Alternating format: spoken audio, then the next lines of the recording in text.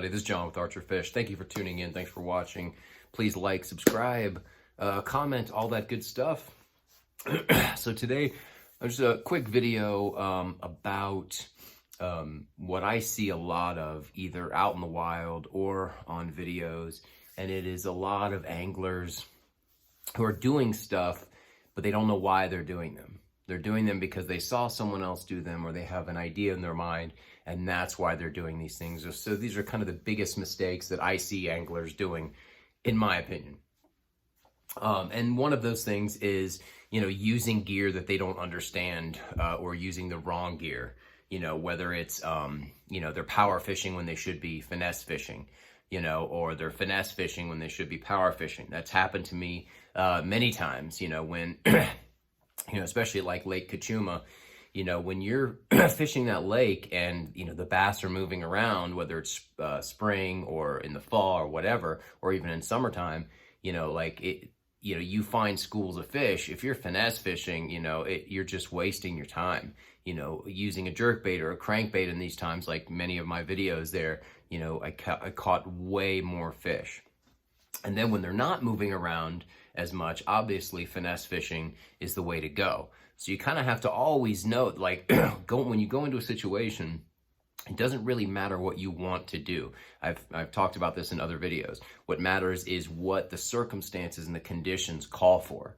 It happened to me a lot at San Vicente. It's a very interesting lake because it's a great fishery, one of my favorite lakes, just because the average size of fish there, is big, and there's just tons of them.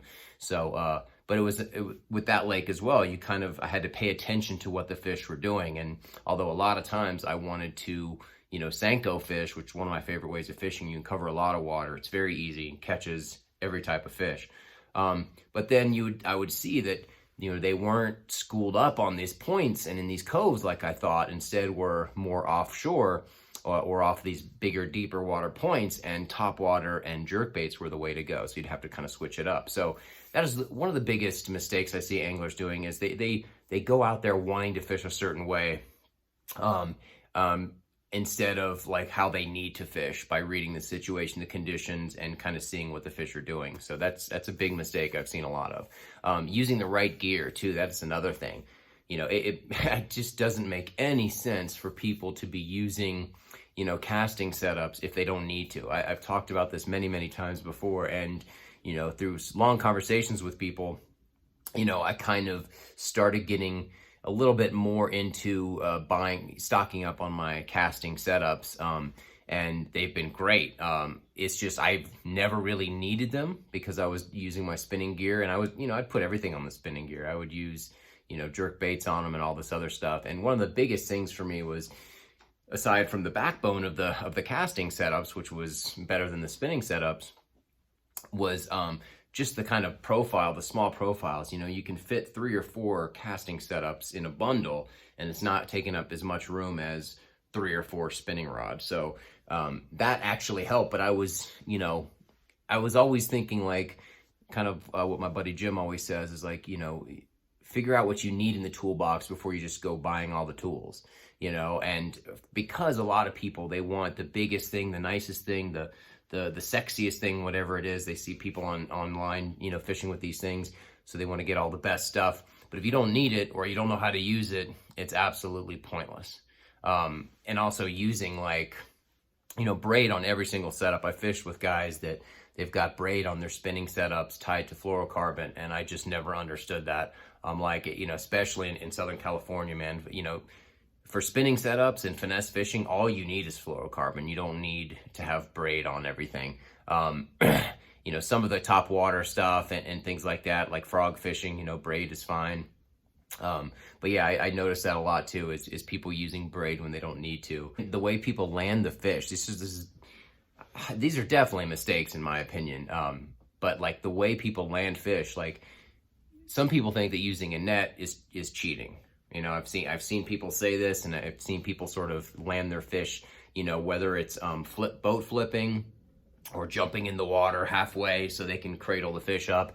And, landing it with its belly is actually good for the fish. They usually calm down. You don't get hooks all over the place, but you got to lay down on the side of the boat and get wet and all this stuff. And it's very dramatic. And the reason why is because that was in the early bass tournaments that were televised. It was more dramatic. So that's why I think they banned using the nets, or you weren't allowed to use the nets to land the fish, because it was just more dramatic to have the anglers, jump down on the deck and try to grab the fish, and they're like, oh, and they need to grab that fish or whatever. But it's absolutely unnecessary. If I've got a fish that's 3 pounds or more, especially if I'm using finesse line and stuff like that, I'll always use a net. It's just easier for the fish. It's easier for me. And I like to use the big rubber nets because it's easier on the fish. Don't use those nylon nets, those like trout nets, because they just dig into the fish's skin.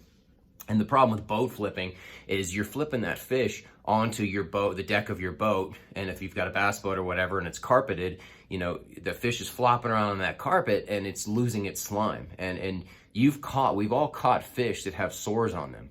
That's most likely from losing their slime coat because they were caught.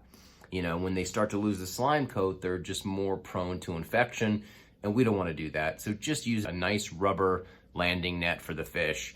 You don't have to boat flip it. It's so dramatic, and I'll boat flip little fish. It's not a big deal because they're not going to be touching the deck of the boat or the bottom of the boat. You just flip them up, grab them, unhook them, put them back in the water. So it's more about taking care of the fish. And like I said, it's about anglers that do these things. They don't know why they're doing them. They don't understand that netting fish became a bad thing because they were just more exciting in the tournaments. That's another thing is the way you set the hook. I mean, oh my gosh, some of these people set the hook like monsters. They get a bite and they just, that is absolutely unnecessary. Especially if you're fishing with soft plastics. If you're Senko fishing or whatever, all you have to do is reel down and just pull up. And that's the thing. It's called angling for a reason. You're trying to get the angle on the fish. So. You feel that little bite, that tug, you just reel down and just, a firm lift, and, you're setting the hook. If you're pitching and flipping in heavy cover and stuff, and you don't know how much, slack is between you and the fish when you get that bite, I can see why people, set it real big, but it's almost always unnecessary. I mean, not never, but rarely if ever lose a fish because I didn't set the hook, big enough. And especially if you're, using kind of finesse techniques, if you're using small hooks and stuff like that, you don't want to, set the hook and just pulls right out of the fish's mouth. And that is some of the mistakes I see anglers doing because they don't understand why they're doing them in the first place, So before you just jump into trying something new, try to figure out why you're doing them and why it's essential for you to do that thing in order to catch the fish. The other thing is a lot of guys don't think that using live bait is cheating as well. And, look, some people that think that live bait is cheating, they make their living or part of their living selling bait, lures and stuff like that. So there's nothing wrong with live bait fishing. In fact, especially in Southern California, it's harder to catch the bait than it is to catch the fish. So good luck catching shad and using them for bait because it is very hard, especially at Keitech. So if you're able to do it, it is a great, fun way of doing it. So again, anglers, they're doing these things and they don't really understand why, or they have this way of thinking and they don't really understand why they have this way of thinking. So that is it. Just a quick video. So yeah, learn and figure out why you're doing what you're doing before you do it. So you understand the technique and what you're using, the gear, and why you're using it. And then, try to apply that specifically to the type of fishing you're doing. All right, that is it. I will see you guys tomorrow.